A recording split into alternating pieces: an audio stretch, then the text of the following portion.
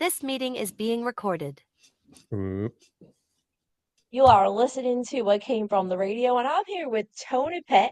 He is the host, the creator, the founder of The Information Show. I actually get a lot of my information from the show, so I'm very, very excited to have him on here. I was listening to about 2 hours of a show today, and I was trying to catch up and learn a few things and get educated because, you can't even trust Harvard nowadays with what's going on. Maybe you should do a show on Harvard. So I learned a lot from this show. So what is the show? The show is called 9/11 is Gay, The Information Show. And I actually got to see a tour of the Leering Center in Minnesota. I got to virtually meet the most vaccinated, we'll call him jabulated man. You're not supposed to say vaccinated on the internet. My favorite show, I have to say, was when you had a Disney executive on and you revealed the truth about Disney adults. So, for anyone who's been sleeping under a rock and clearly not getting their information, can you tell our viewers and listeners, what is the Information Show? So the Information Show is, it's exactly that. It's an information show. It's a variety show, technically, because we do a variety of things, of information given and shared. But yeah, usually we cover stuff happening in the news, and we get the real story of things without the bias of mainstream media. Because they're bought and paid for by all these different things, so they can't tell the truth. So the Information Show, we just give you information as it is, unadulterated, and we're not compromised. We're funded by Mossad, but in no way does that color our view of things. All right. Well, you have a lot of color there for someone who doesn't have a colored view. I really like your set. It's a beautiful set. Reminds me of an island that I wanted to visit once I wasn't allowed to. So anyway, let's get into the Minnesota trip. So you got a real Somali and went to Minnesota, took a tour of the Leering Center. Stunning visuals in this inside look. And now for all the money raised, it appeared that the cafeteria areas at this Leering Center, it kind of looks like a garbage dump. So what can viewers see in your tour of the Leering Center? Very inside look here. Right. So as you guys know, the daycare center fiasco in Minneapolis, Minnesota area, they thought these Somalis were conning people with these fake daycare centers. So instead of smearing the name of all these cool black guys, we went there ourselves and took a tour of the place without trying to be annoying about it. Like the guy, what's his name? Nick Shirley or something? Was he the one who broke the story? But yeah, he was being very obnoxious. And why would the Somalis welcome him with open arms if he's being that annoying? So we went there and we were really kind to the cool black Somalis there. And they gave us a tour of the place. And it was really a 5-star resort type of experience for the kids. It didn't look 5-star to me. I'm sorry. If that's 5-star to you, I mean, it didn't even look like they had proper toilets in the Leering Center. I think you're being a little diplomatic. No, well, I mean, it depends how you define a proper toilets. They, I mean, you could fertilize the ground if you use the ground as a bathroom, and then you get better vegetation, right? We're gonna have to agree to disagree. I thought that the Leering Center could have maybe stepped the game up with all the money they received, maybe a proper bathroom, proper cafeteria, maybe getting rid of the hypodermic needles.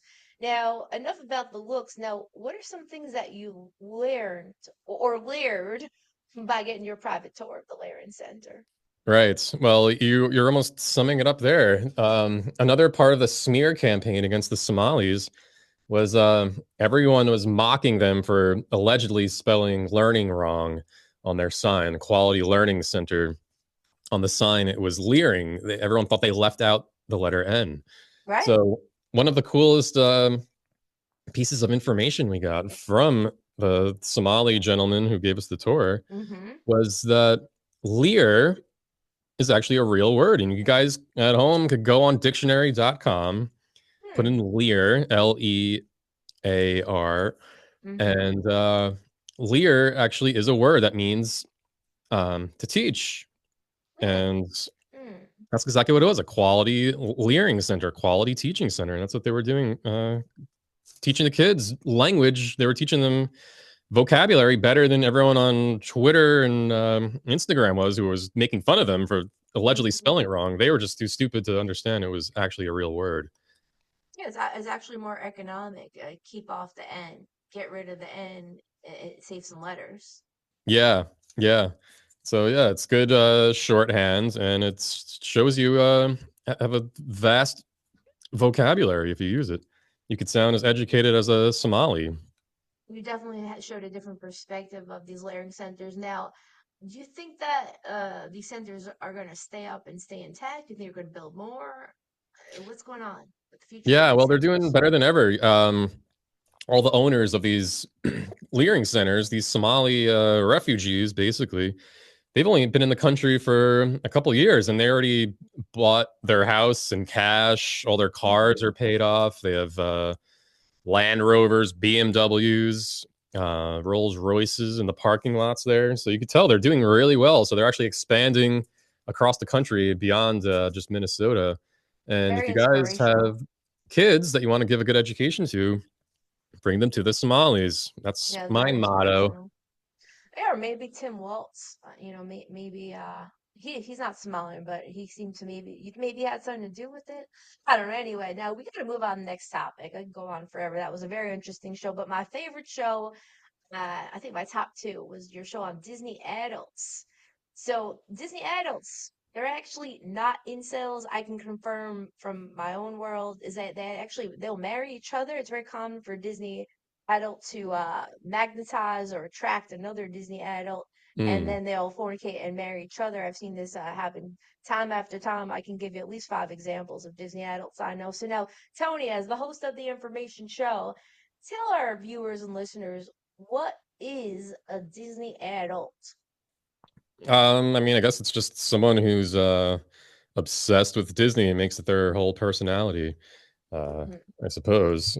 And they're old. They're adults. That's the problem. They're not little kids. Where it's Hmm. cute, they're adults, and it becomes freakish. Hmm. Well, leads me to my next question. Disney adults, why are Hmm. they dangerous?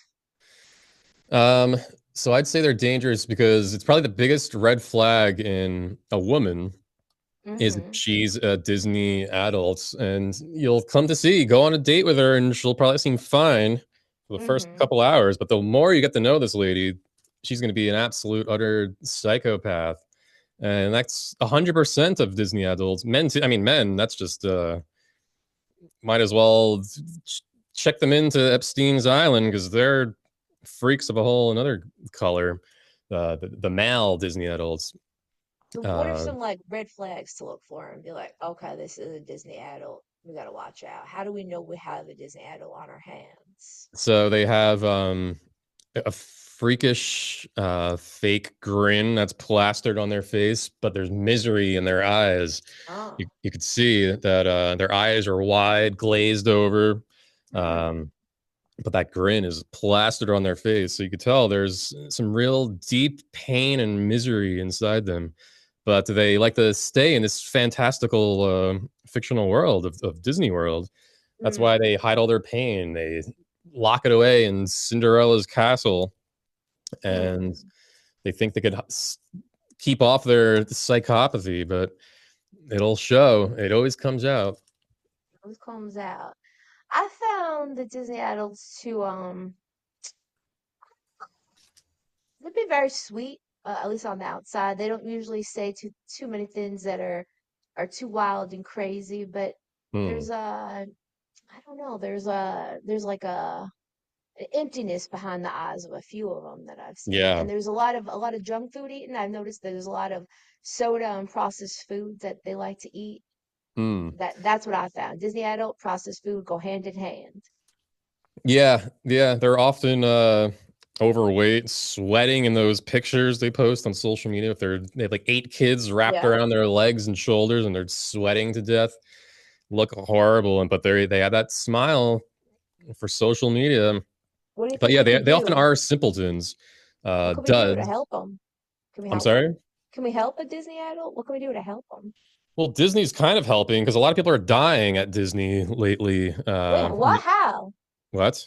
Um, in various ways. We covered it on that episode. We were going over all the deaths that were happening at Missed Disney. it. If you look at the news, there's like suicides, deaths, What? and whatever.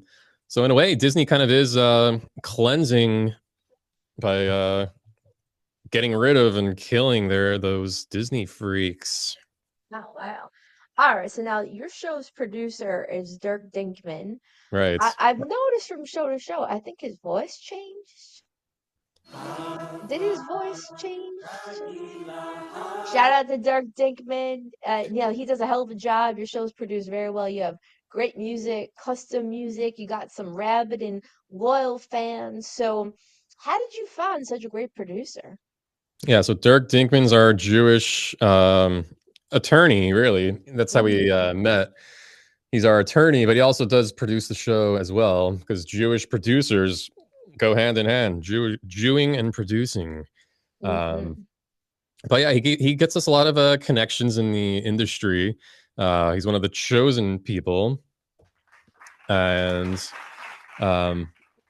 yeah, he hooked us up with Mossad. So a lot of our funding comes from Tel Aviv, and a lot of those taxpayer dollars, U.S. tax dollars, go to Israel, then go to us. And that's how we have this set here. We're actually in the Virgin Islands, out in Little St. James, but Wow. we might move studios soon. Oh, interesting. I noticed a lot of moving studios, a lot of floods.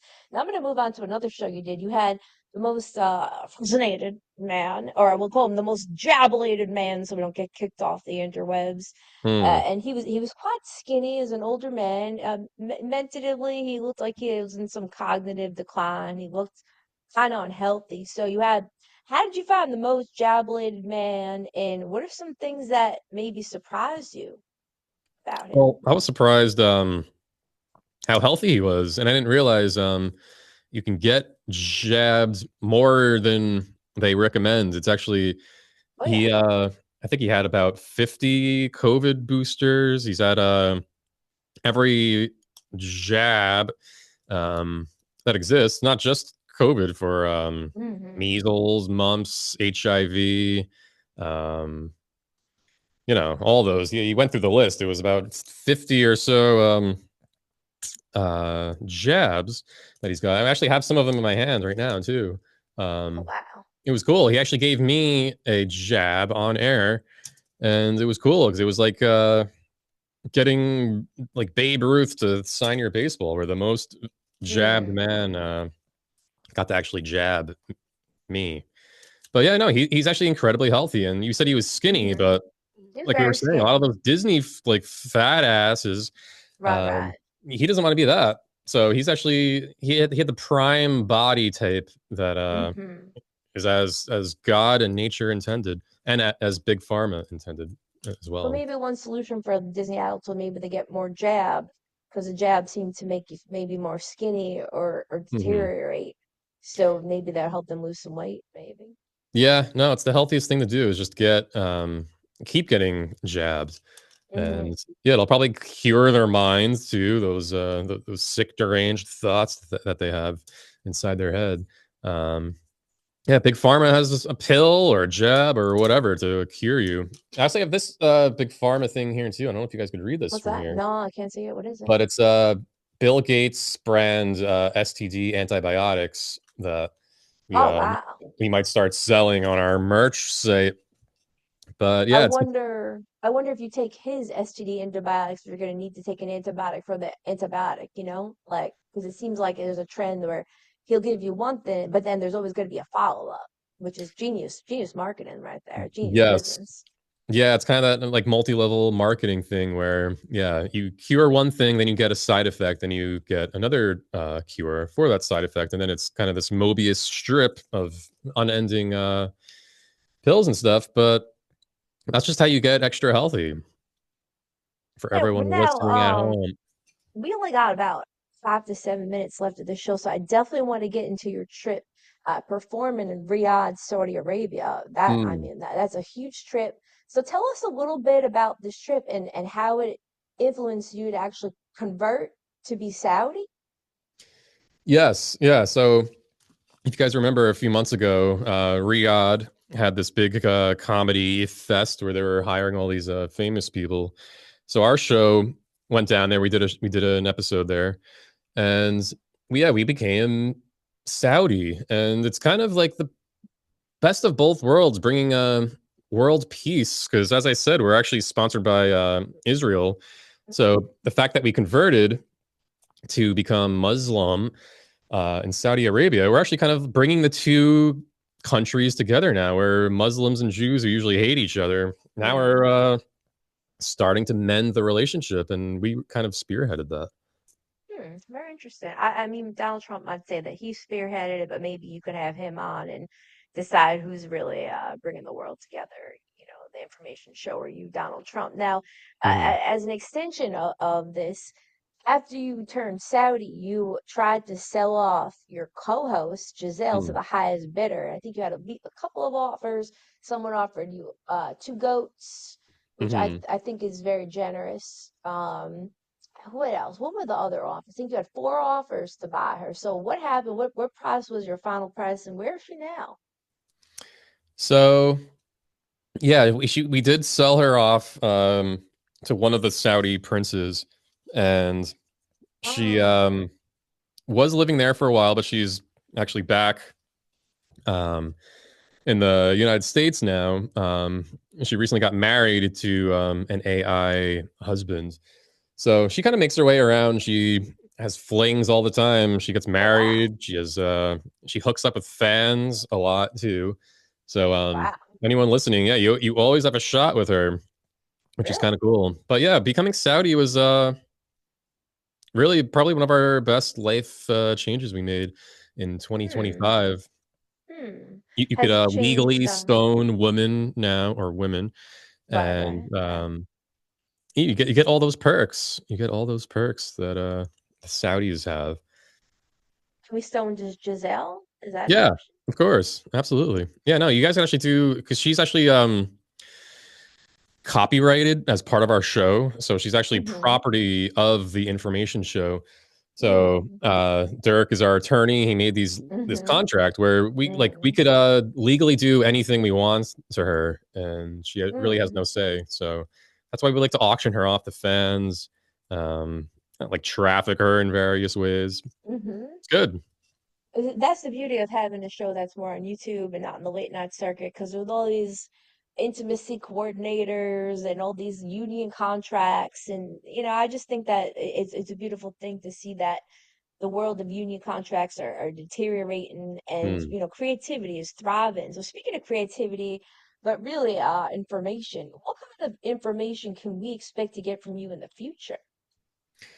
So we actually, similar to our Somali Leering Center tour, we actually just took a tour of a Washington D.C. pizzeria where Oh we were wow. investigating the whole Pizzagate conspiracy with these Epstein files, where they're talking about pizza, grape soda, jerky, and stuff. Right. So we actually went to one of these pizzerias that were in the Epstein files, and Mm-hmm. we got a tour of the place, and it was again a beautiful 5-star facility, and we're going to Mm-hmm. be debuting that tour on our next episode, which is going to focus on the recent Epstein file dump. That's going to be fascinating. I personally lived about 3 blocks away from the Connecticut Avenue Comet Pizza back in 2010. I would walk there. I would maybe, get a little high, smoke a doobie, get some chocolate chip cookies at the CVS next door. My boyfriend would go to the Comet Pizza and play ping pong. I don't think he was involved in anything nefarious, but around that time, around 2010-ish, uh, right when my friends were all playing ping pong there was this huge expose with all these Instagram posts of children being locked up downstairs, right down the street from me at this pizzeria. Hmm. I wonder, a lot of this information is coming out again right now. It's resurfacing. Right. Yeah, so we went there firsthand. Well, we didn't go to Comet Ping Pong. We went to a different Washington D.C. pizzeria, but still, it's frequented by politicians, celebrities, Mm. kids. It's a great place. I think you Anything guys are gonna like it. surprising? Anything surprising you? Can you give us a little preview of maybe something interesting you found out while you were there? I mean, there's you guys will see in the video, there's a lot that happens, and I really became a convert, and I now understand the hype of pizza and grape soda. I'll tell you Mm. that much. Hmm. Well, I'll guess on that note, I will give a little information of my own. So, I take improv classes sometimes because just like my friend Jenny Feldy, I want to learn how to act. I was in improv class yesterday at a local library, and I was looking at one guy in class and thinking, I bet you he's a pedophile. Guess what? I just got 3 paragraphs of text from someone in the class, and he is a convicted felon. He's raped multiple people. And I was looking at him, I was like, I bet you this guy's a pedophile. I bet you. And that's true. So sometimes if you think someone's a pedophile, they're a pedophile. You want to trust your gut. I just had that Mm. all confirmed. So maybe I'm a psychic or maybe I'm a pedophile whisperer and I know who's a pedophile and who's not. So that's my final thought from it came from the radio. So Tony Peck, please give us your final thought and where our viewers and listeners can get the best information in the world at the information show. Please tell us final thought and where to find you. So we are on YouTube, but it's probably not long because they YouTube doesn't like our information, so they strike our channel. It's almost banned. So Rumble is the safest place to find us, where you can see every episode, because a lot of our episodes get taken down off YouTube. So Rumble, you could find us. 9/11 is Gay, the information show, All and right, yeah, Tony on Peck. X and And Instagram and X. whatever.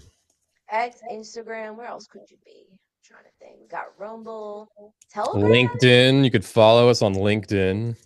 Yeah, why don't you post on LinkedIn? You could probably post some shows on there. And Yeah, Facebook, maybe Facebook. yeah, that's good for the boomer population. Hey, boomers like information. Yeah. Anyway, I'd love to have you back on the show. Please keep up what you're doing. I love the music. I love the visuals. I love the soundtrack. I love the guests. I loved. I even loved your co-host. You're going to auction off for 2 goats. I hope she comes back. She was talking about merkins and doing some really nice ASMR. I was really feeling that. She does great ASMR in your show. Your show is a great variety show, and wish you all the best success. And if you ever need help, just reach out to me. It came from the radio. I'd love to help out. And yeah, we're going to throw it back to the studio to Mark Torres for more It Came from the Radio.